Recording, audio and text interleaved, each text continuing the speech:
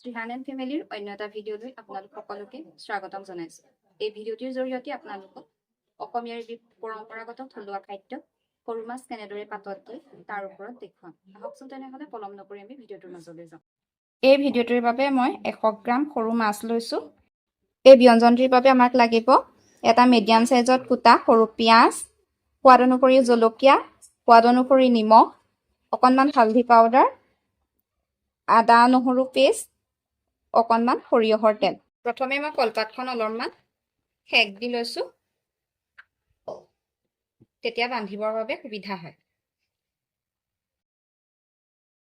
প্ৰথমে মাছখিনি কলপাতখনত দি লৈছোঁ, তাৰ পাছত ইয়াৰ লগত পিঁয়াজখিনি যোগ কৰি দিছোঁ।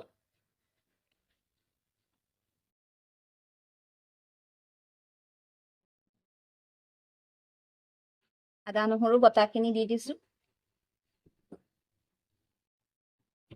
জলকীয়া এটা দি দিছোঁ,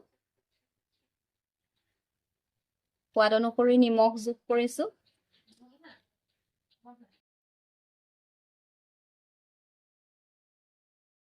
সোৱাদ অনুসৰি হালধি যোগ কৰিছোঁ,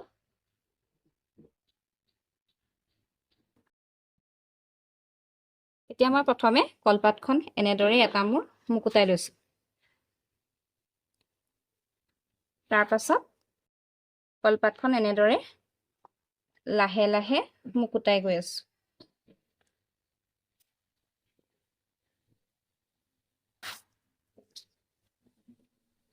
এয়া মই মুকুতাই লৈ ভালদৰে ইয়াক গাঁঠি দি ল'লোঁ।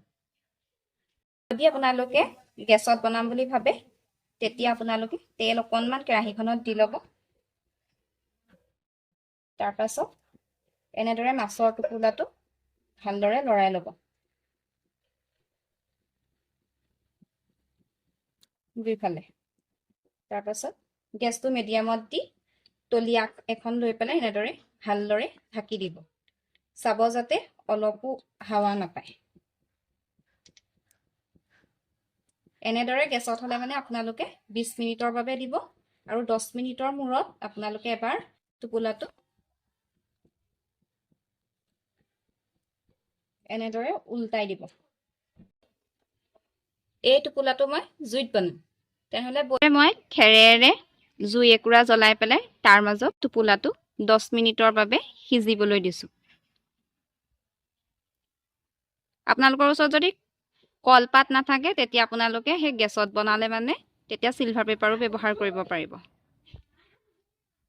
আপোনালোকে এয়া দেখিছে জুইকুৰা জ্বলি পেলাই হৈছে।